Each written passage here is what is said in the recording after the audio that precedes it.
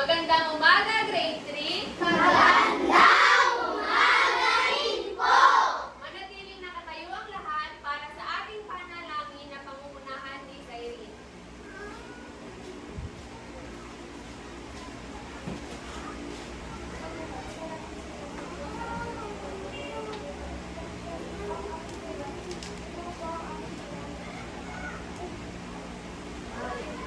Manatili pa rin nakatayo ang lahat dahil ngayong araw ay meron akong inihandang awitin. Ito ay pinamagatang Kung Ikaw Ay Masaya. Alam niyo ba kung ano ang kantang iyon? Opo! Kung ganon ay sabay-sabay natin itong awitin at sayawin.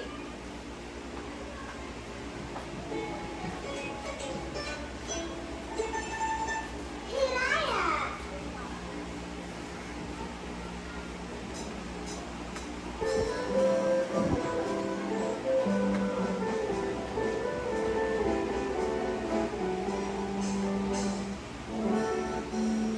Kung ikaw ay masaya, tumawa ka, ah, ah!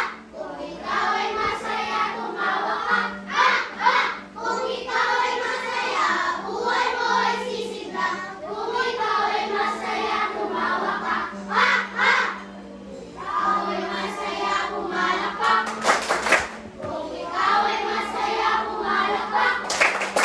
Kung ikaw ay masaya, buhay mo ay sisigla. Kung ikaw ay masaya, pumalakpak. Ikaw ay masaya, pumalakpak. Kung ikaw ay masaya, pumalakpak. Kung ikaw ay masaya, buhay mo ay sisigla. Kung ikaw ay masaya, pumalakpak. Kung ikaw ay masaya, gawin lahat, ah, ah! Kung ikaw ay masaya, gawin lahat, ah, ah! Kung ikaw ay masaya, buhay mo ay sisigla. Kung ikaw ay masaya, gawin lahat, ah, ah! Kung ikaw ay masaya, buhay mo ay sisigla. Kung ikaw ay masaya, gawin lahat, ah, ah! Maaari na kayong magsiupo. May lumiban ba sa ating klase ngayong araw? O sino? O ngayon, bago tayo magsimula, meron ako rito ang ipapakita ang larawan. Tignan ninyo kung kilala nyo ba ito. Sino kaya ang nasa larawan? Pupuk Mama! Bukid? Mama! O ngayon, nasa akin ang hawak niya. Ang tawag dito?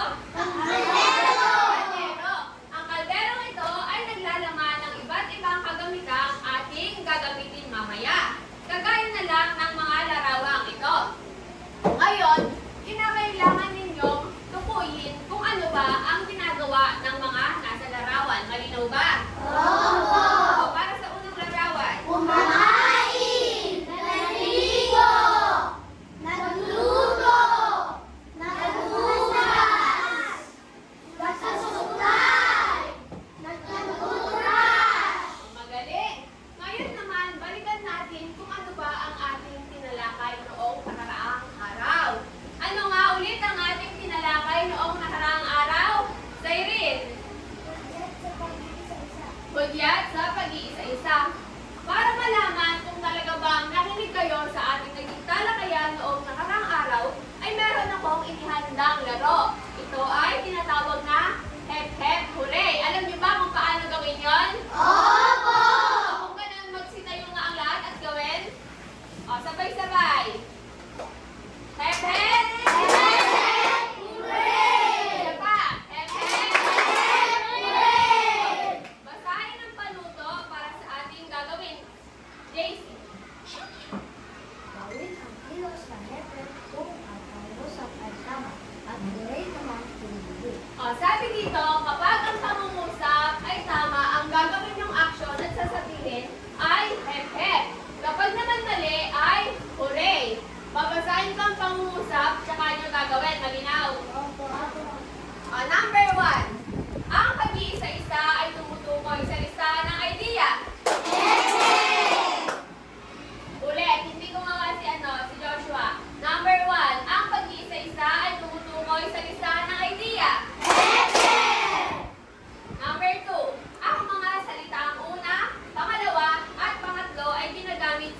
pag-iisa-isa? Number 3. Ang salitang parabang ay isang halimbawa ng pag-iisa-isa. Number 4. Nagtanim sila ng mga gulay sa bakuran. Ang mga gulay na ito ay talong, sitaw at ampalaya. Ang pangungusap na ito ay halimbawa ng hudyat sa pag-iisa-isa. Last number. Ang pag-iisa-isa ay nagpapakita ng anyo, hugis at gulay. Maaari na kayong magsiupo. Ngayon naman, magkakaroon tayo ng maikling gawain. Ito ay tinatawag na picture puzzle, na kung saan kinakailangan ko ng tatlong mag-aaral para gawin ito sa harap. Ang gagawin lamang nila ay buuin yung puzzle at meron kayong makikita o magbubuodong larawan. Maaari ko ang tawagin sa harap si Jello, Stephanie at Trix.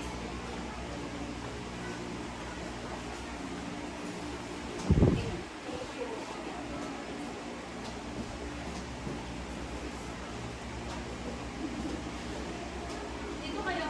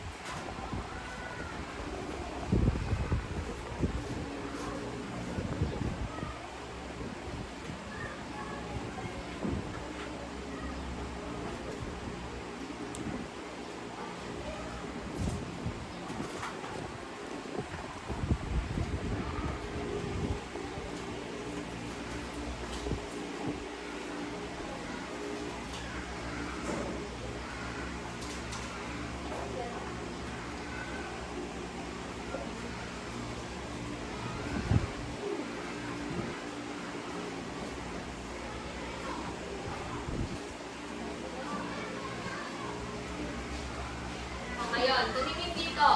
Nabuo na nila ang puzzle. Sabihin nyo nga sa akin kung ano ba ang nasa larawan. Kenzo. Tinapay na may cheese. Sino ba rito ang nakatikim na ng palawang cheese? Magtaas nga ng kamay. Ayan. Ngayon, sabihin nyo nga sa akin kung anong klaseng cheese ang inyong paborito. Ikaw nga, Stephanie. Mozzarella, si Kenzo, cheese whiz, si Jello. Ha? Laksan mo. Ikaw naman, ano? Mateo. Cheese whiz. Si CJ kaya? Cheese whiz din. Ngayon, meron ako rito inihandang senaryo na may kinalaman sa tinapay na may palamang cheese. Sabihin nyo nga sa akin kung kilala nyo yung nasa larawan. Sino yan? Kenzo! Ito ang sitwasyon, makinig. Si Kenzo ay gutom na gutom. Siya ay nagpunta sa kusina para hanapin ang kanyang ina, ngunit wala ito. Gusto niyang kumain ng sandwich, kaso hindi niya alam kung paano ito gawin. Ngayon, tanong, kung kayo si Kenzo, ano ang inyong gagawin? Gutom na raw kayo kasi hindi kayo marunong gumawa ng sandwich. Joshua, bibili saan? Sa sari-sari store. Si JM naman. Titingin sa ref. CJ, magpatulong sa ate at kuya. Mateo, nakita ko nagtaas ng kamay. Magpapatulong din sa... ngayon, isa pang tanong. Bakit kaya mahalaga na mayroon tayong alam na gawing pagkain? Ibang kamay naman. Janet, ulitin ko yung tanong. Or ulitin mo nga, JC, yung tanong.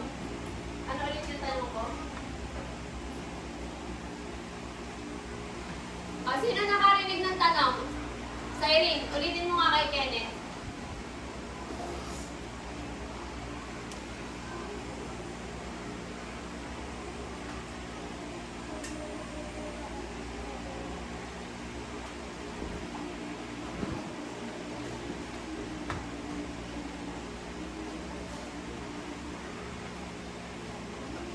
O sige, yun na lang yung tanong ko muna. O kapag nagugutom ka daw, wala yung ina mo. Ano ang gagawin mo, Kenneth? Tayo. Asan? Titingin po sa mga. Titingin sa ref. O isa pang tanong, makinig. Bakit daw mahalaga na mayroon tayong alam na gawing pagkain? Kenzo, para hindi po tayo magutom. Rui, Para mabusog po. para mabusog. Ops na. Next na. Ang lahat ng yan ay may kinalaman sa ating tatalakayin ngayong araw. At ito nga ay ang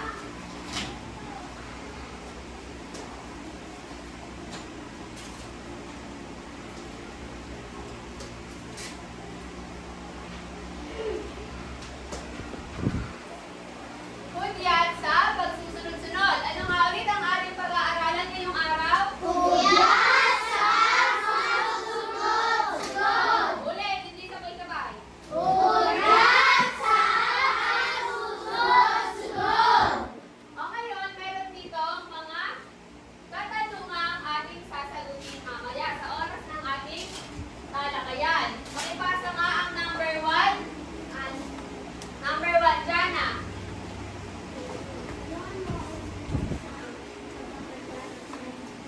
O number 2 naman, ikaw naman, Cyrene.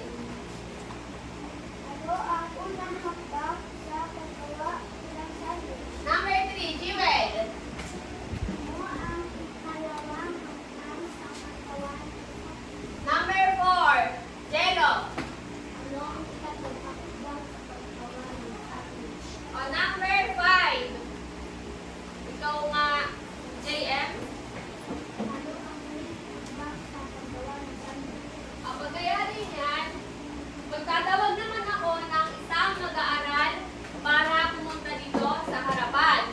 Ang kanyang gagawin lang ay ipapakilala o sasabihin kung ano ba ang mga kagamitang ating gagamitin mamaya. Maaari ka bang magpunta dito sa harapan, Cyrene?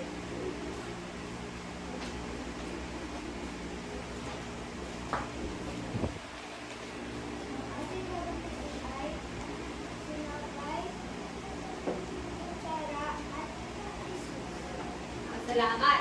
Ngayon naman ay tumako tayo sa hakbang o kung ano yung proseso ating gagawin sa paggawa ng sandwich. Basahin nga ng row 1 ang number 1 kayo. Row 1. Sabay-sabay. Handaan ng dalawang tinapay. Row 2, number 2. Kalamasan sa tinapay. Number 3, row 3. Pagpiliin ang dalawang tinapay. O ngayon naman, sa oras ng ating talakayan at pagbabasa ng kwento, gusto ko tandaan nyo ang salitang bida. Ano nga ba ang kahulugan ng salitang bida? Basahin nga na sabay-sabay.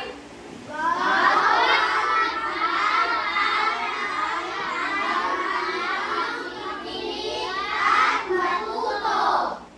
Iwasan ang anuhang ingay habang nagkaklase. Dapat ay makilahok sa talakayan sa klase. O ngayon naman, ito ang pamatnubay sa pakikinig.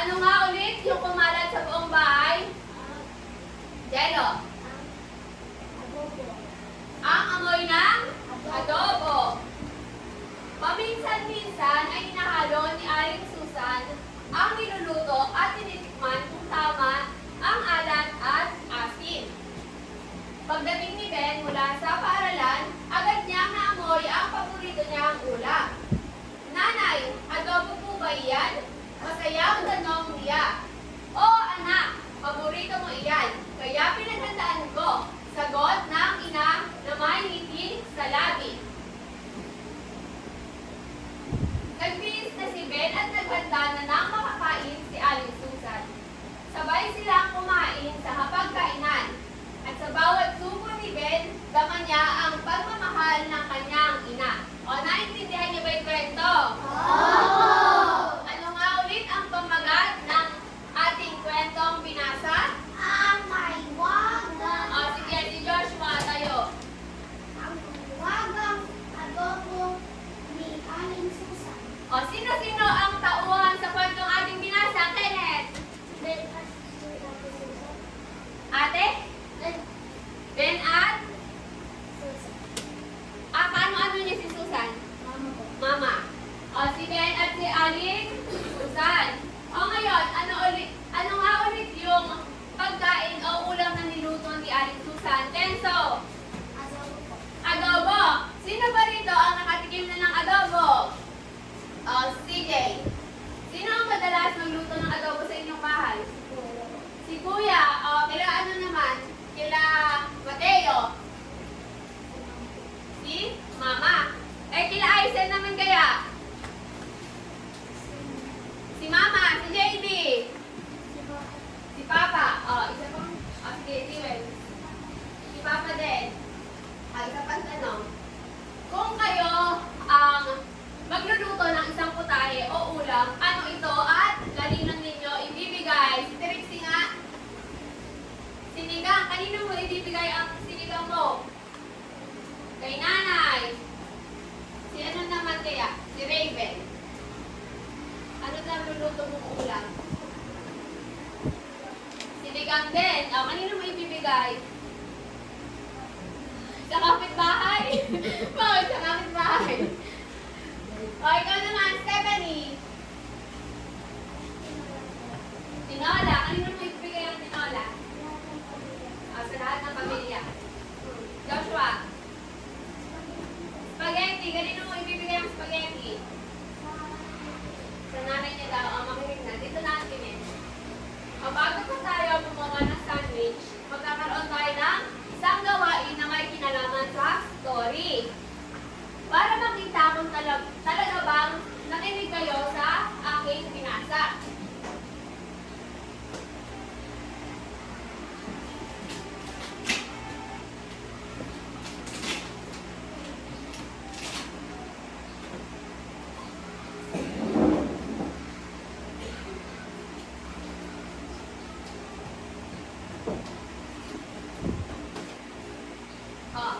Hindi ito.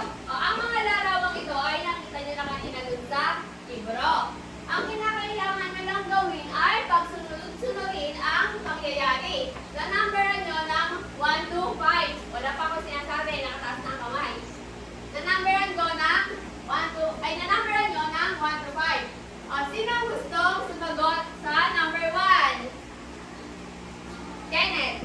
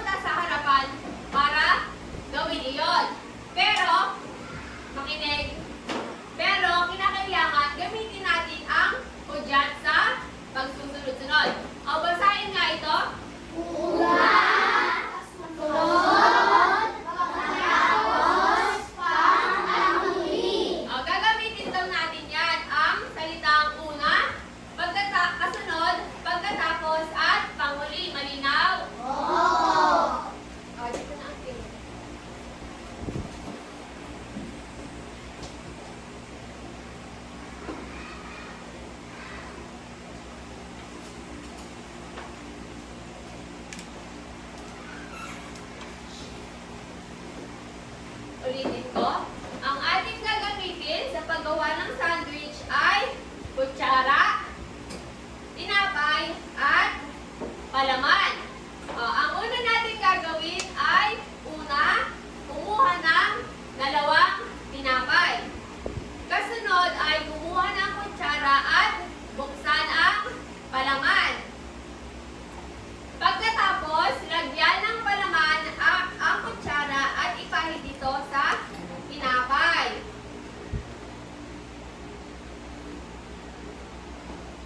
Pagkatapos ipahid sa tinapay, panghuli, pagtitipin ang dalawang tinapay. Nakuha ba kung ano ang gagawin? Ready na ba ang lahat? Lumin niya nga sa dito yung mga nasa. Joshua, Trixie, Daisy, James. Ilangin ko, ilangin natin.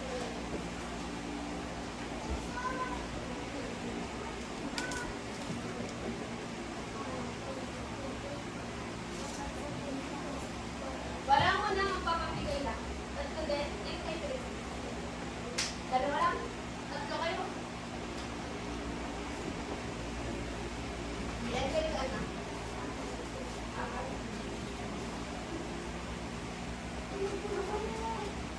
Wala mo na magpapasa. Ha? Tatlo lang. Kasi magaling ka. Sige.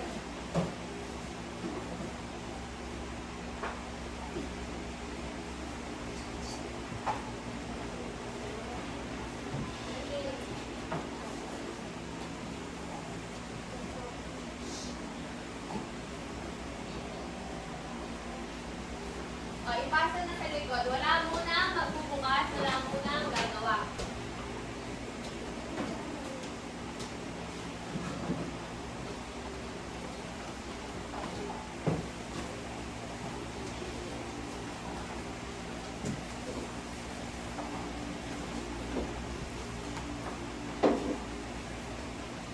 Meron na ba ang lahat? Bago tayo magsimula, ano nga ulit ang mga sangkap o kagamitan na ating gagamitin sa paggawa ng sandwich? Jello. Palaman. At tinapay. Ano ngayon ang unang hakbang sa paggawa ng sandwich? JF. Ngayon gawin na. Una daw, kumuha ng dalawang tinapay. Ilabas na yung tinapay. Patong mo sa tissue.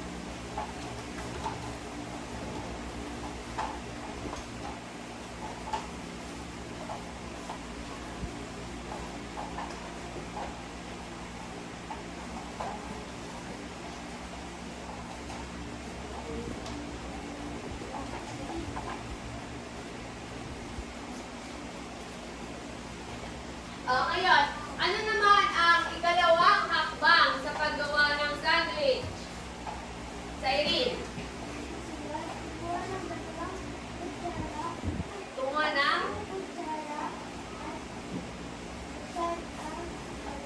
Ngayon naman daw, kumuha na kayo ng kutsara at buksan ng inyong palaman.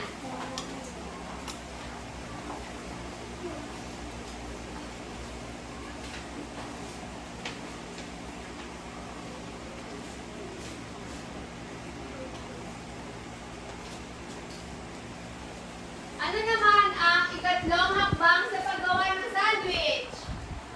Ikaw nga, Joshua. Pangatlo. Pagkatapos, buksan ang palaman at kumuha ng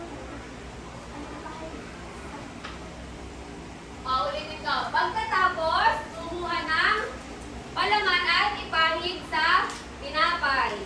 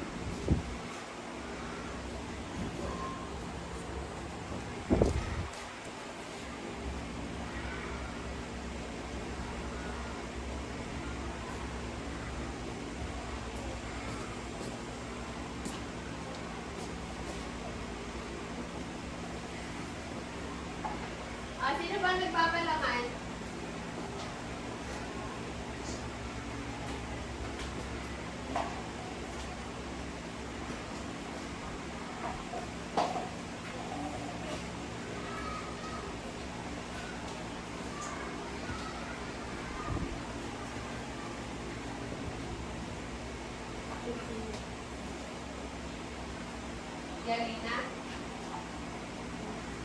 O, ano naman yung panghuling hakbang sa paggawa ng sandwich? JC? O, pagtitin na ang dalawang tinapay. Ma'am, yung isa pong t-shirt. Alam sa kilos.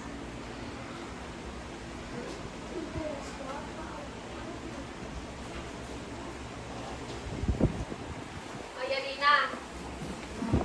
O, anong gagawin niyo dyan sa tinapay? Kakainin niyo na, itatago sa bag.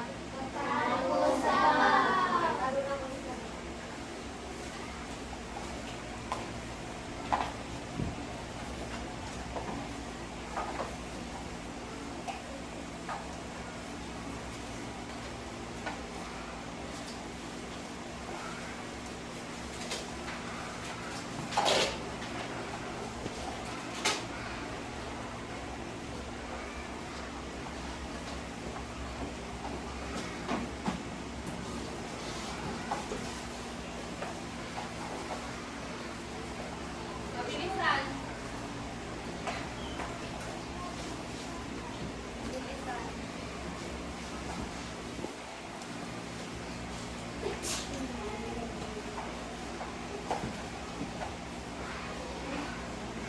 Mabilisan.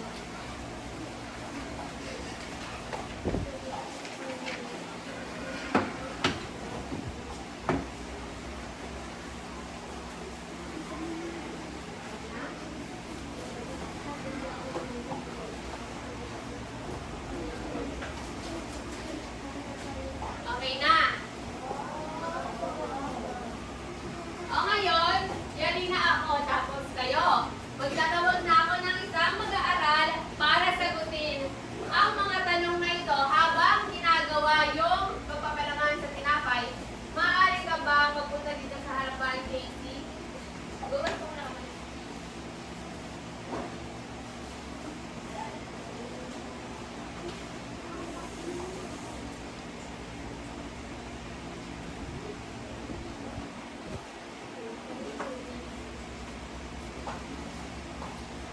O, gagamitin mo yung dyan sa susunod sila. Yung una, kasunod, tapos ano natin.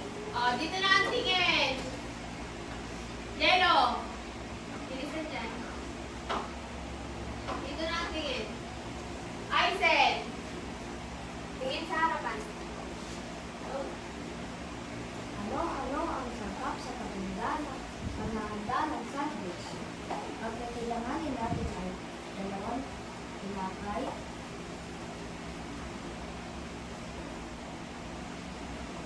palaman, at kutsara. Ano ang unang hakbang sa paggawa ng sandwich? Una, kumuha ng dalawang tinapay. Ano ang ikalawang hakbang sa paggawa ng sandwich? Pangalawa ay kasunod, buksan ang palamang at Kasunod, kumuha ng kutsara at palaman. Pagkatapos, kumuha ng palaman at kahit sa tinapay.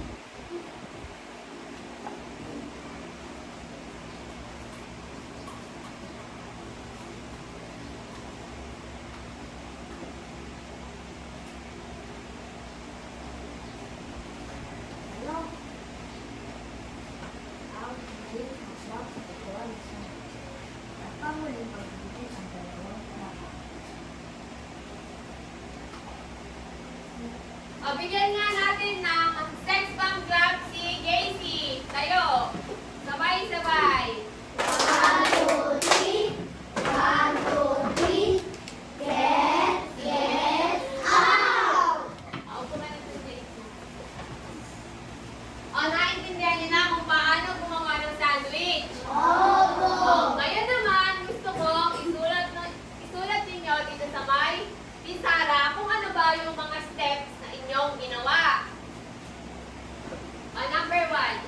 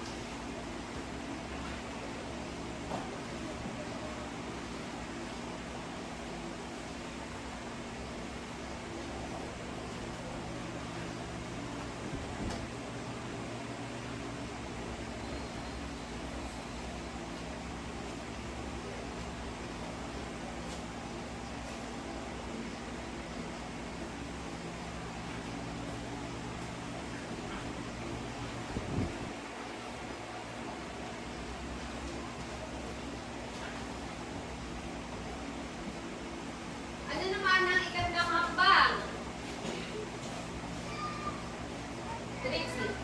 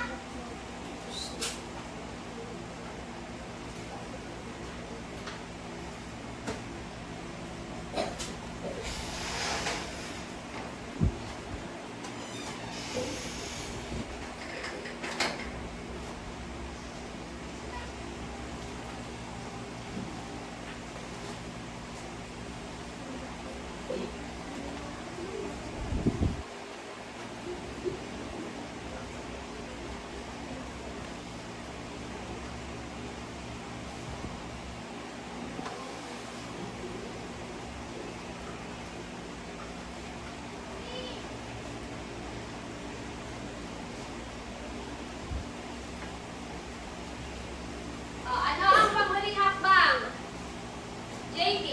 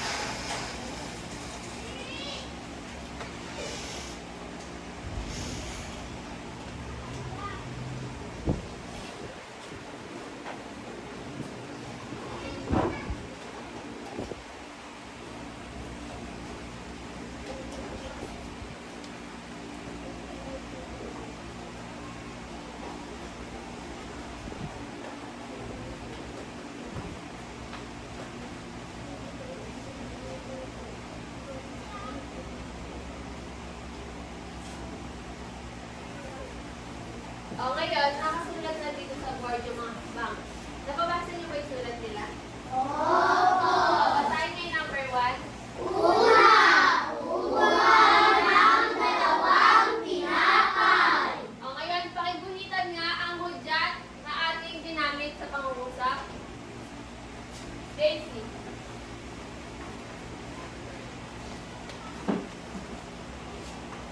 O, number 2, basahin at sagutin. Stephanie. Number 2. Basahin muna.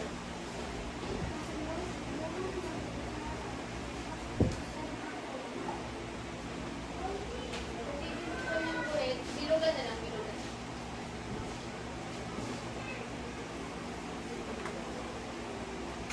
O, number 3, ito nga naman. Kenneth. Basahin mo. Kahit ang kalaman sa tinapay.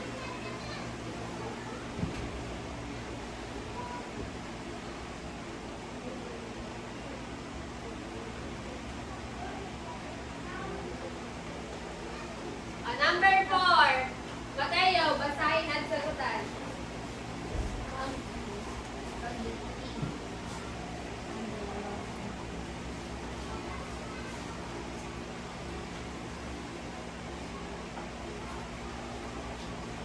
Naintindihan na kung ano ang hudyat sa pagsusunod-sunod? Opo. Ngayon, kapag naman gagawa tayo ng mga pagkain o magluluto tayo, kadalasan ay meron tayong kalat. O ano kaya ang ating dapat gawin sa mga kalat na iyon? Tapon sa basurahan. Ano? Isa nga lang, Kenzo. Tapon sa tamang basurahan. Itatapon sa tamang basurahan. Meron ako dito dalawang klase ng basurahan. Ang nabubulok at di nabubulok. Alam niyo ba kung ano ang nabubulok at di nabubulok? Opo. Sige nga. Saan itatapon ang plastic? Hindi nabubulok. Ang ano naman, tissue. Nabubulok. Ang ano, wooden spoon. Nabubulok. Malinaw. O ngayon, di ba kanina meron kayong mga kalat?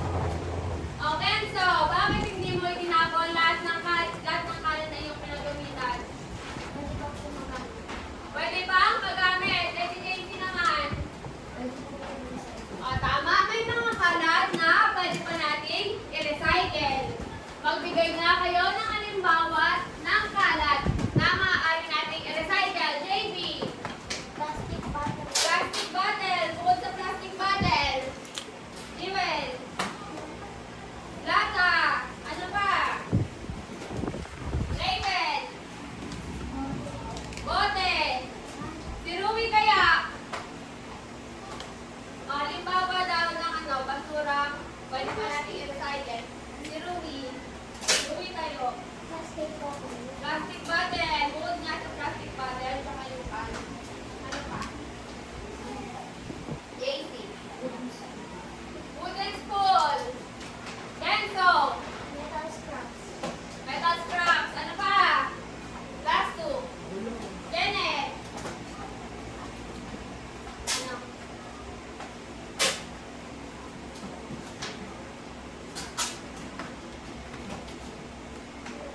Plastic bottle tuba. Bukod sa plastic bottle, ito pa. Ma'am, Joshua. plastic. Plastic. Given. Papel. Bukod sa papel. JM. Tissue. Ngayon, meron ako dito isang halimbawa ng kalat. Ano ba to? Ano yung lagyanan niya? Plastic? Plastic? Basta dito yung tatapaw. Nabubulong o di nabubulong? Pwede pa ba itong i-recycle? Kung kayo, kung i-recycle nyo ang isang plastic bottle, ano ang inyong gagawin dito? Saylin, anong gagawin mo muna? Ha? I-recycle, ano ang gagawin mo sa bottle? Gagawin niya raw na flower base. Ano yung mga hakbang? Sabihin mo nga yung hakbang na iyong gagawin sa Irene sa paggawa ng flower base. Pero dapat gamit pa rin ang hudyat sa pagsusunod-sunod.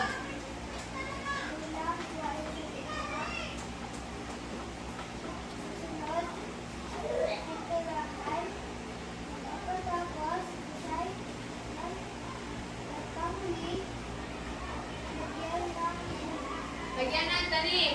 Maaari mo bang ulitin? Sino ang makakapag-ulit nung sinabi ni Irene? Jello.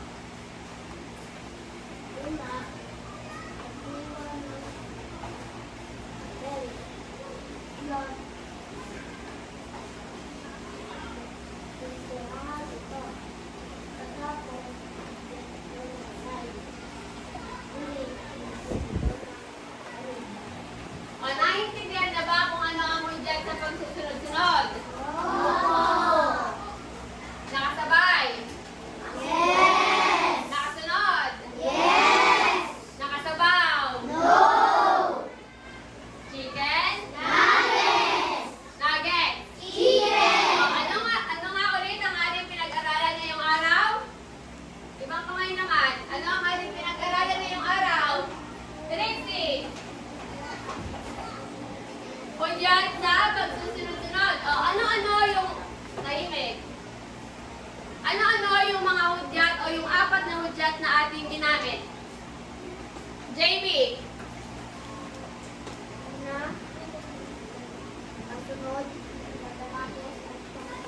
James, ulitin mo nga at nagdadaldalan na kayo. Ano yung apat na hudyat?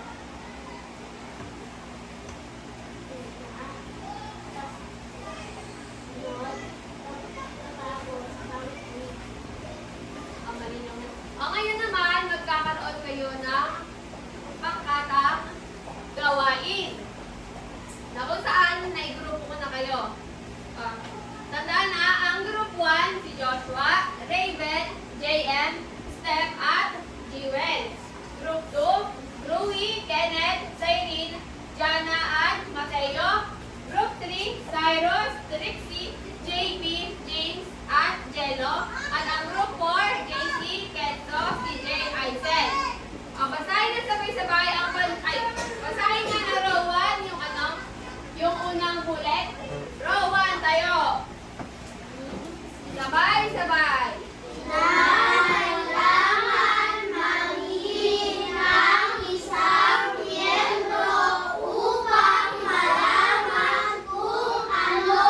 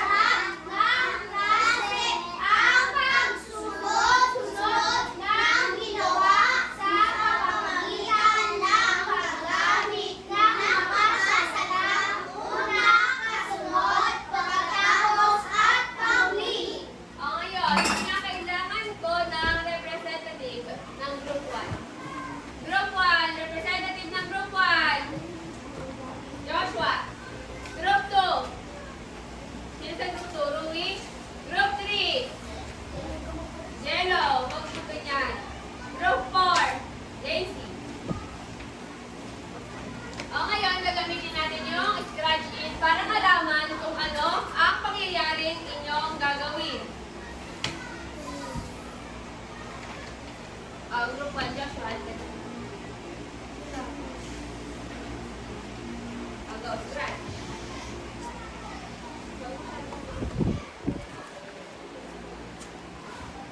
Sa group 1, ang kanilang pagsusunod-sunurin ay ang paghuhugas ng kamay.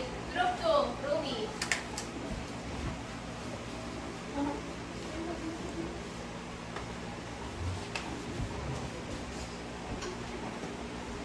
Sa group 2 naman, ang pagsisipilyo. Hawakan lang.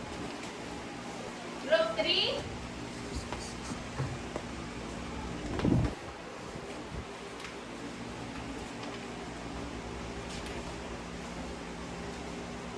pagpasok sa paaralan. O, last group. Pwede ba naman sabay?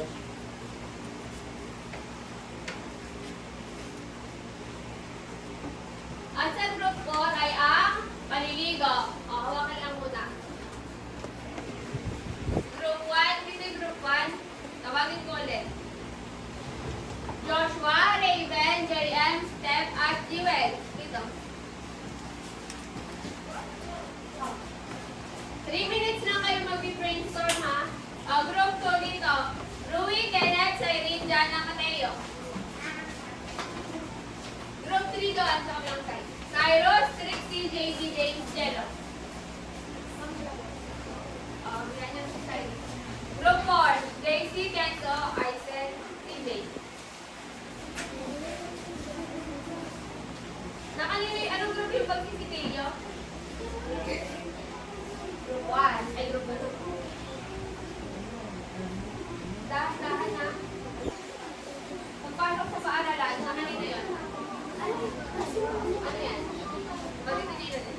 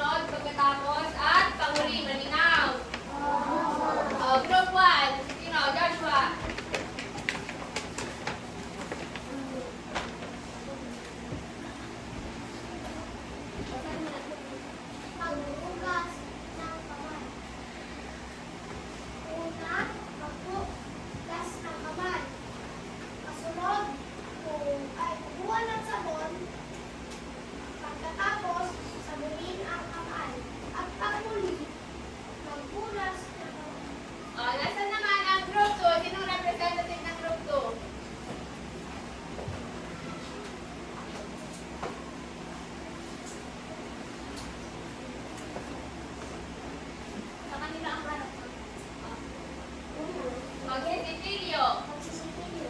Una, bigyan ng sakay sa toothbrush. Laba. Tapos, sunod, ang toothbrush.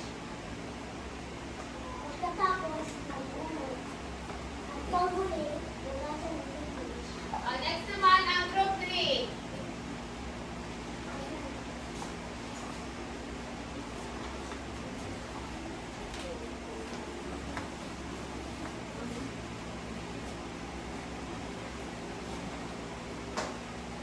Tapos, una, isip. Sunod, kumain. Pagkatapos, mag-ibo. At huli, mag-inis. Si Raven nga, busy siya eh. Raven, explain mo nga sa akin to.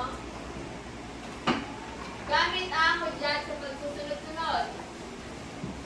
Pagpasok sa paaralan. Una, sunod, tapos, ibo. Tapos, huli, At sa huli, mag-miss. Last group.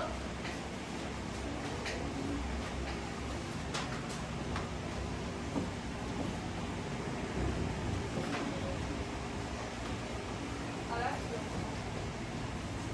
Una, hugasan ng buhok. Pangalawa, ay, kasunod. Kasunod. Kasunod, kumuha ng shampoo at sabon. Pagkatapos, ay shampoo ng buhok. At panghuli, pagpunas ng mata. O ngayon, pagkatapos ng activity, magkakaroon na kayo ng maikling pagsusulit. Pero bago yon, bigyan nyo nga ang inyong mga sarili ng A-club. A-club daw, sabi ni Kenzo. Sabay-sabay. 1, 2, 3. 1, 2, 3. Walang energy. Isa pa. 1, 2, 3. 1, 2, 3. Next pang clap. Next pang clap. 1, 2, 3. 1, 2, 3. Gets out! Eto na. Ilangin nasa dito din.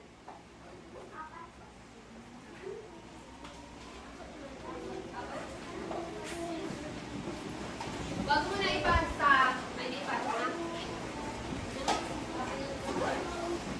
Sige. Isakto. Wala mo nang magsasagot. Ipasa na. Isakto ko muna. Sobra? Ma'am, sobra po. Ay, no, kay Mateo.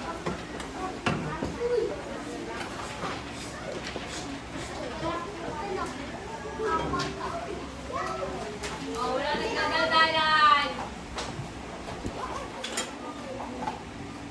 Wala mo na magsasagot, ha? Makinig. Lagyan ng pangalan. Baka may kalabaw na naman. Grade.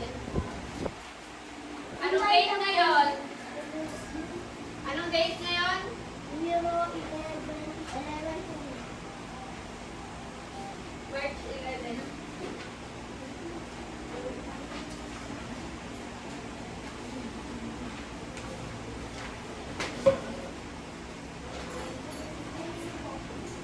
March 11. Winning na ba? Okay, nagpasunod mo sa list.